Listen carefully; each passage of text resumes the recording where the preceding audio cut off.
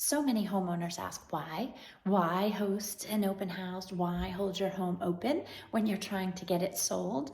80% of the population is visual. They need to see, feel, understand the space. And so an open house provides the opportunity for them to come in and be visual and really be able to see your home and experience what it might be like for them to live here.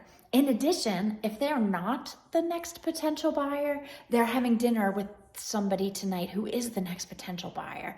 So it provides another voice, another opportunity to market your home through others.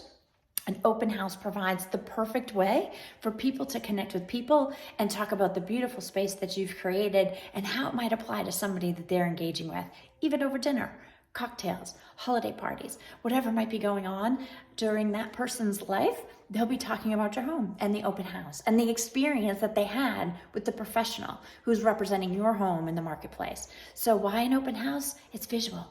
80% of our population is visual. They need to see, they need to feel, they need to understand what it might be like for them to live here. Open houses, love them for my clients, love them for future buyers. It's just a great opportunity to get in the space.